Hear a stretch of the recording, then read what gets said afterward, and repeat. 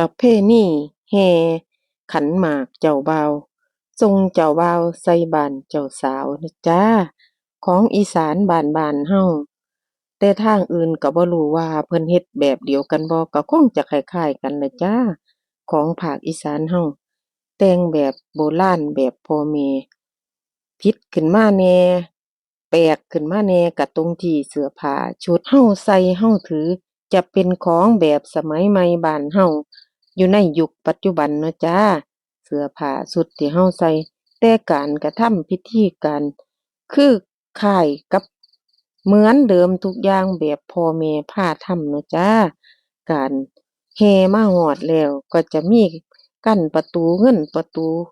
ทองประตูหลายๆอย่างที่เขาเจ้าตั้งขึ้นมาตามหมู่บ้านเพิ่นนั่นล่ะก็จะมีการผ่านด่านประตูแต่ละด่านละด่าน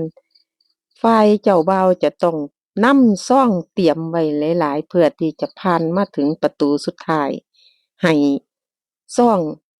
ของผู้ลัดประตูนั่นล่ะจ้ามาถึงตอนที่ล้างขาล้างเท้าพี่เขยนะจ๊ะก็จะมีน้อง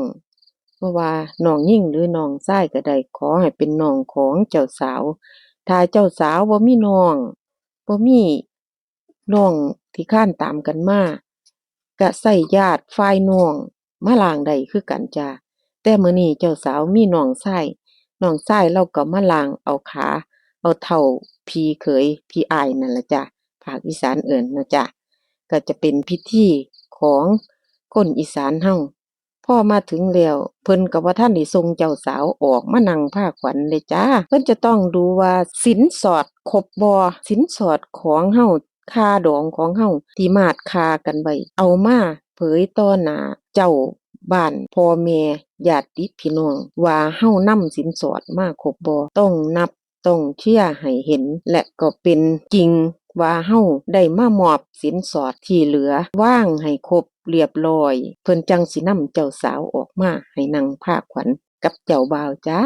อันนี้คือพิธีกรรมพิธีการ ของอีสานบ้านเฮานะจ๊ะยังดำเนินแบบเก่าโบราณเปลี่ยนแปลงแต่ชุดเสื้อผ้าเพราะเฮาในยุคสมัยใหม่ขึ้นมาเนาะจ๊ะความนิยมสวยงามก็มีเพิ่มเติมขึ้นตามยุคตามสมัยเขานั่งผ้าขวัญสูดขวัญเอิ้นขวัญเจ้าบ่าวเจ้าสาวเรียบร้อยจ้ะกำลังสิดำเนินการไปถึงขั้นตอนสุดท้ายนะคะสุดท้ายก็คือผูกแขนเพื่อนเจ้าบ่าวและเพื่อนเจ้าสาวหลังจากนั้นก็จะเป็นเจ้าบ่าวและเจ้าสาวให้ญาติทั้งสองฝ่ายผูกแขนทางฝ่ายชายผูกแขนเอาสะใภ้ทางฝ่ายหญิงผูกแขนเอาลูกเขยจ้าเสร็จพิธีกรรม